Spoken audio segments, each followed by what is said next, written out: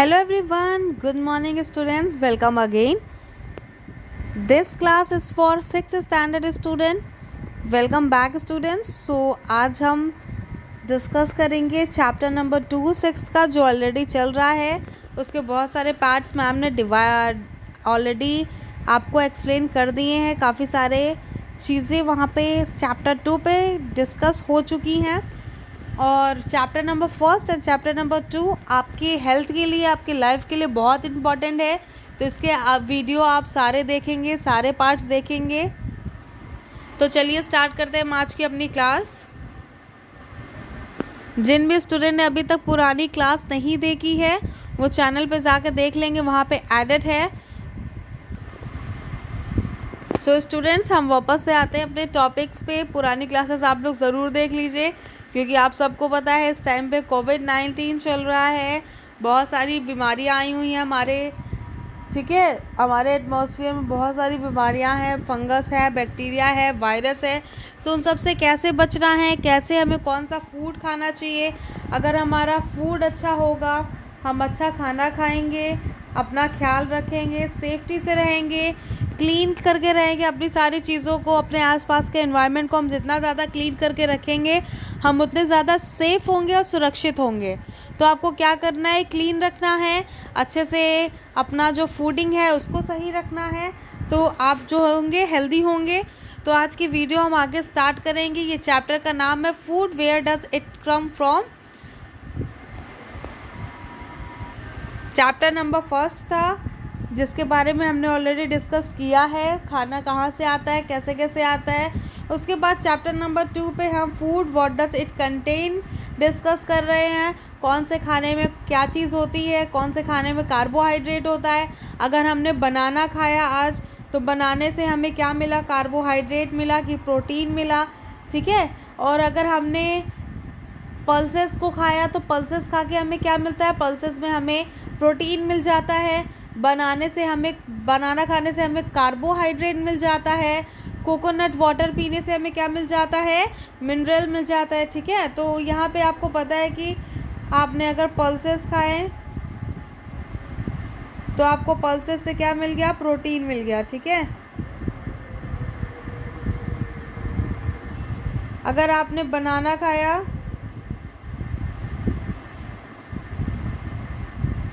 तो बनाना में क्या होता है, कार्बोहाइड्रेट, या कार्बोहाइड्रेट को शॉर्ट फॉर्म में क्या बोलते हैं, कार्ब्स, CARBS. तो बनाना खाने से आपको कार्बोहाइड्रेट मिल गया. अगर मान लीजिए आपने आज कोकोनट वाटर पिया, क्या पिया, कोकोनट वाटर.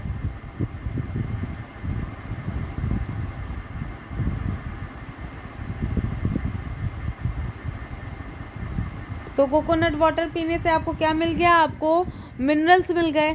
तो आपकी बॉडी में मिनरल्स चला गया. आपने मिल्क पिया, मिल्क में भी काफ़ी सारे प्रोटीन प्रेजेंट होते हैं, ठीक है. मिल्क से आपको प्रोटीन मिल गया, विटामिन्स मिल गया. तो ये सब आपको इसलिए हेल्दी खाना खाना चाहिए जिससे आपकी बॉडी हेल्दी रहे और आपको हर तरीके का कार्बोहाइड्रेट, प्रोटीन, फैट, विटामिन्स और मिनरल्स मिल सके. तो ये सारी चीज़ें हम ऑलरेडी बहुत ही अच्छे से वाइड वे में काफ़ी एक्सप्लेनेशन कर चुकी हैं आपकी मैम.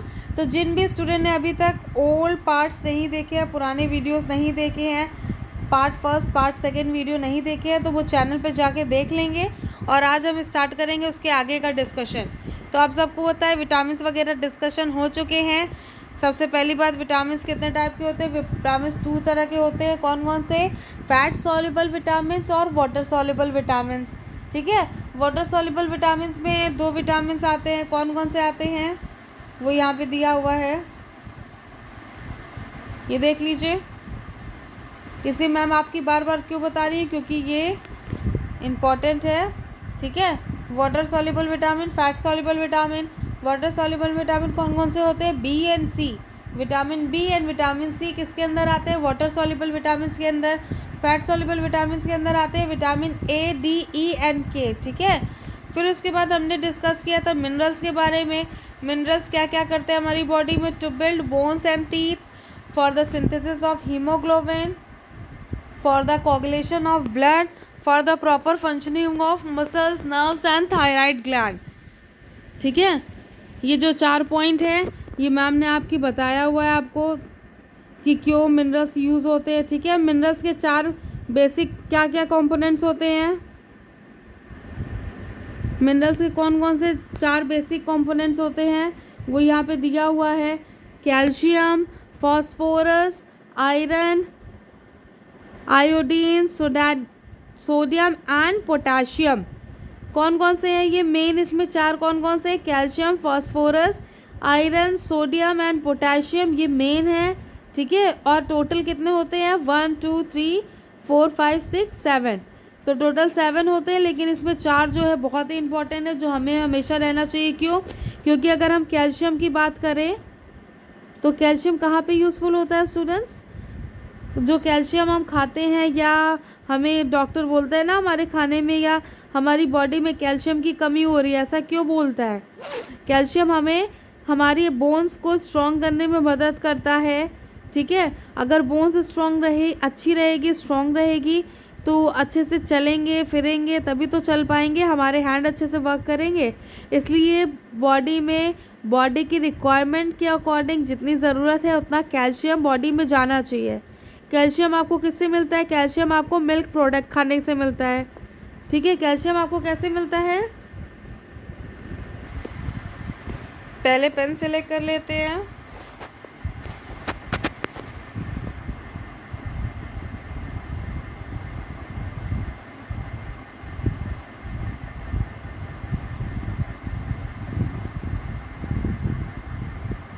मिल्क प्रोडक्ट लाइक घी, ठीक है, खुद मिल्क, और आप ऐड कर सकते हैं इसमें कर्ड। इन सारी चीज़ों से आपको, कर्ड से विटामिन सी मिल जाता है, कैल्शियम आपको मिल जाएगा दूध पीने से और घी खाने से। तो आपकी बॉडी में कैल्शियम प्रॉपर वे में प्रेजेंट होना चाहिए, आयरन प्रेजेंट होना चाहिए, आयोडीन, सोडियम एंड पोटेशियम। ठीक है, इसके आगे हम चलते हैं। इसके बाद हमने कल बात की थी वाटर, वाटर क्यों ज़रूरी है, वाटर, इसके इम्पॉर्टेंट पॉइंट्स भी मैम ने आपको सेंड किए हैं। वाटर बहुत ज़्यादा ज़रूरी है, हमें डिहाइड्रेशन से बचाने के लिए पानी बहुत ज़्यादा ज़रूरी है, क्योंकि आप सबको पता है कोविड-19 है, काफ़ी सारे फंगस आए हैं, ब्लैक फंगस। ठीक है, तो उससे बचने के लिए हमें क्या करना है, हमें अच्छी तरीके से पानी पीना है।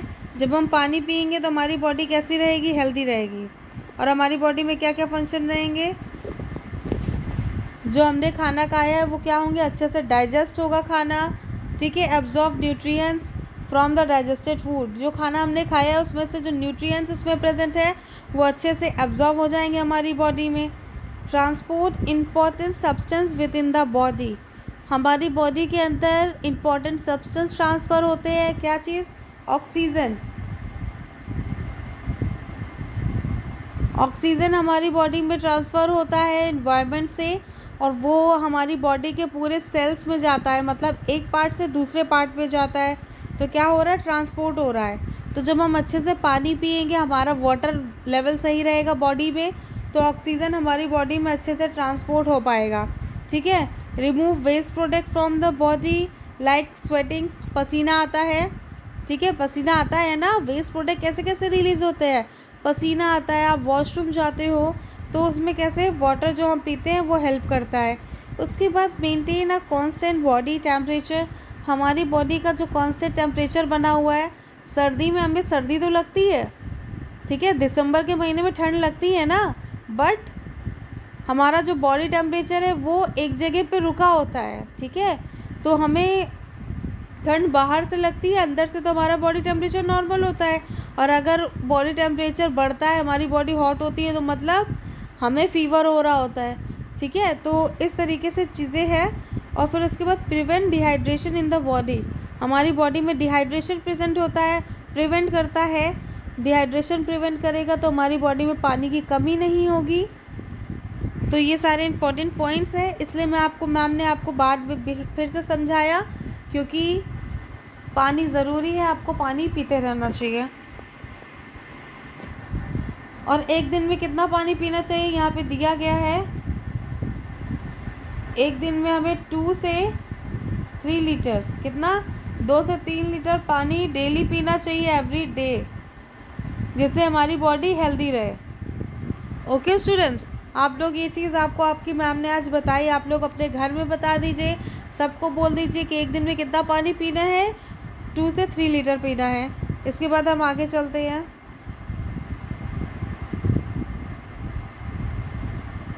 आज का हमारा नया टॉपिक है, वो क्या है, रफेज।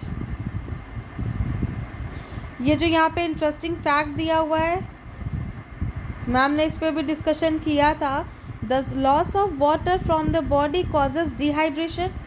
अगर वाटर बॉडी से बहुत ज़्यादा निकलेगा, पानी पिएंगे नहीं और स्वेटिंग आपको होती रहेगी तो आपको पानी की प्यास लगेगी, तो भी आप पानी नहीं पिएंगे तो आपको क्या हो जाएगा, डिहाइड्रेशन हो जाएगा।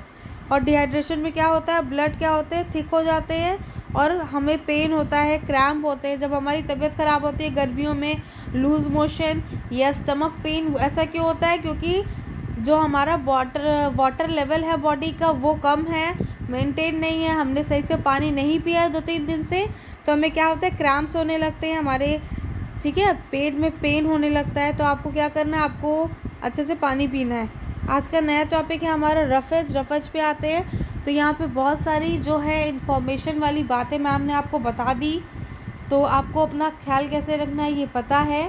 ये दोनों chapter number 1 and chapter number 2 दोनों बहुत ही इम्पोर्टेंट है। नेक्स्ट पैरा में आते हैं।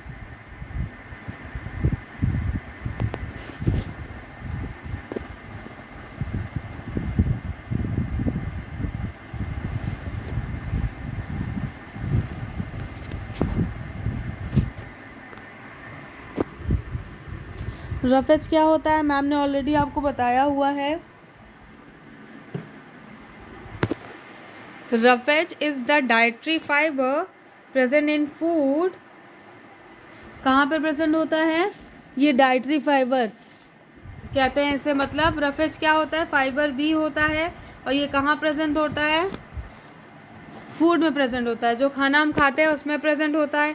It is composed of carbohydrate called cellulose. Roughage किससे बनता है, कार्बोहाइड्रेट से बनता है। कौन वाले कार्बोहाइड्रेट से, सेलुलोज से, ठीक है। Which is present in the plant cell wall. Cellulose कहाँ प्रेजेंट होता है, प्लांट के सेल वॉल में प्रेजेंट होता है। Roughage does not provide any nutrients to our body through it presence is necessary in our food. Roughage हमें किसी तरह का न्यूट्रिएंट्स तो नहीं देता, पर इसकी हमारी बॉडी को इसकी ज़रूरत होती है। क्यों ज़रूरत होती है, इसे हम आगे समझेंगे। It presence is necessary in our food. Roughage is needed for the normal working of digestive system. Roughage क्यों ज़रूरी है, फाइबर वाले फूड क्यों ज़रूरी है, पहले तो समझ लेते हैं फाइबर किस में प्रेजेंट होता है। आप लोग चने को, कच्चे चने को रात में अगर पानी में डाल के रख दो और जब आप सुबह देखोगे तो वो फूल जाता है। बादाम को आप पानी में रात में डाल के रख दो, जब आप मॉर्निंग में देखोगे तो बादाम क्या होते हैं, पानी में फूल जाते हैं। इसके बाद आप क्या करते हैं, इसे पील आउट कर देते हैं। आप बादाम को पील आउट करते हैं ना, उसके छिलके को हटा देते हैं, ठीक है। अगर बादाम को पानी में नहीं डालेंगे तो उसका छिलका कैसे हटेगा, टाइट हो जाता है। लेकिन बादाम को पानी में डालने के बाद उसका छिलका जो आउटर कोट है वो सॉफ्ट हो जाता है, उसको आप पील आउट कर देते हो, उसका छिलका हटा के बादाम खाते हैं। वैसे ही अगर चने की बात की जाए तो चने का जो ऊपर का छिलका आप कभी हटाएंगे तो उसमें से पतला पतला उसका क्या है, आउटर कोट होगा, ठीक है। तो उसे तो हटाते नहीं है, लेकिन जब उसे खाते हैं तो ये जो बादाम के छिलके हैं, चने के छिलके हैं, इससे हमें क्या मिलता है, इससे हमें फाइबर मिलता है, ठीक है। फाइबर मतलब रफेज मिल जाता है हमारी बॉडी को। तो हमारी बॉडी को जितना रफेज चाहिए वहाँ से हमें मिल जाता है और हमारा जो डाइजेस्टिव सिस्टम है वो अपने नॉर्मल तरीके से वर्क करता है, उसको वर्क करने में कोई दिक्कत नहीं होती। उसके बाद आप यहाँ पे समझ गए कि रफेज क्या होता है और रफेज कौन से फूड से हमें मिलता है। उसके बाद roughage provide bulk to the food. Roughage क्या करता है, फूड को बल्क प्रोवाइड करता है। Keep the food and waste matter moving through the intestine and help to prevent constipation and discharging phases from the body. Roughage कहाँ पे मदद करता है हमें, काफ़ी सारे बच्चों को लूज़ मोशन हो जाते हैं, पेट गड़बड़ हो जाता है। अगर आप रफेज वाली चीज़ें खाते हैं, छिलके वाली चीज़ें खाते हैं तो आप लोग ऐसी बीमारियों से बचते हैं, लूज़ मोशन से बच जाते हैं, आपकी बॉडी सेफ़ होती है। इसलिए कहते हैं रफेज वाले फूड खाते रहना चाहिए। Roughage is provided mainly by plant products such as roughage किस में मिलता है? प्लांट प्रोडक्ट में ज़्यादा मिलता है, जो डायरेक्टली आते हैं, जैसे कच्चे चने हो गए, बादाम हो गया, ठीक है, fruit, vegetable, whole meal, flour product. तो यहाँ पे आप देख सकते हैं इमेज दिया हुआ है, सम सोर्स ऑफ रफेज। देखिए यहाँ पे इमेज में क्या क्या दिखाया हुआ है, कैबेज, ठीक है, इसमें क्योंकि पत्ते ज़्यादा होते हैं तो इसमें आपको रफेज मिल जाता है। रोस्टेड ग्राम्स में आपको मिल जाता है, रोस्टेड ग्राम्स में भी आपको रफेज मिलता है। आपको अगर इसी चने को आप पानी में डाल के रख देते हैं कच्चे वालों को, वहाँ से आपको रफेज मिल जाता है, ठीक है। ओकरा, देन पॉपकॉर्न, इन सब में क्या है, ये गुड सोर्स ऑफ रफेज है। और भी बहुत सारे फूड है जिसमें रफेज मिलता है। इसके बाद हम आगे चलते हैं।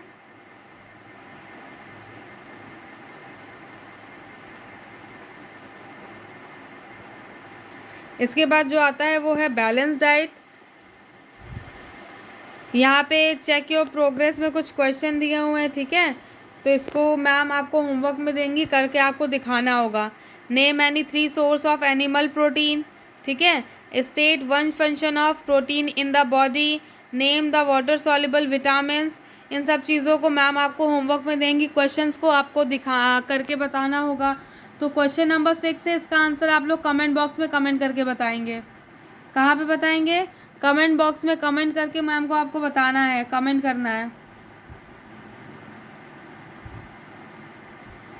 अगर इस वीडियो को आपने अच्छे से देखा है तो question number 6, what is roughage made up of. Question number 6 है, what is roughage made up of. Roughage किससे बना होता है, ठीक है। ये आपको क्या, आप मुझे कहाँ बताएंगे? कमेंट बॉक्स में कमेंट करके बताएंगे, क्योंकि अभी मैम ने आपको पढ़ाते टाइम पढ़ा दिया है कि रफेज किससे बनता है। अभी ऊपर वाले पैराग्राफ में आपने ये चीज़ देखी हुई है।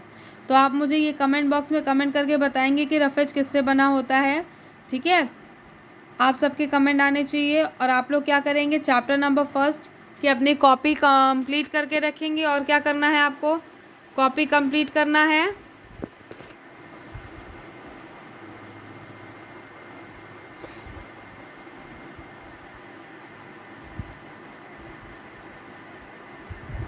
कॉपी आप लोग कंप्लीट कर लीजिए और लर्निंग स्टार्ट कर दीजिए।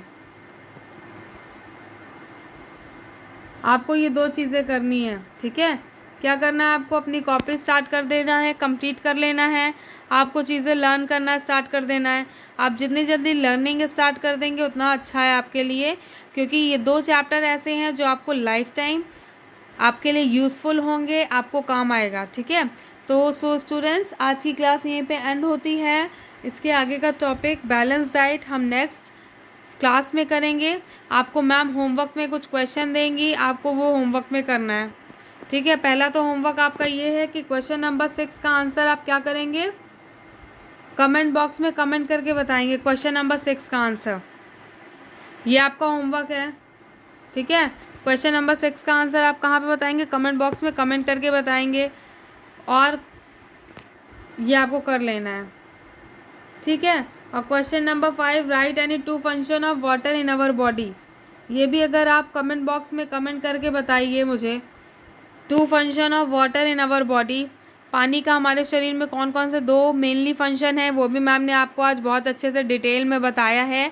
तो ये जो 2 क्वेश्चन हैं, इसे आप लोग क्या करेंगे, कमेंट बॉक्स में कमेंट करके बताएंगे, तो मैम को भी पता चलेगा कि कितने बच्चे अच्छे से वीडियो देखते हैं और पढ़ाई करते हैं, ठीक है। और अपना नाम भी उसमें मेंशन करेंगे।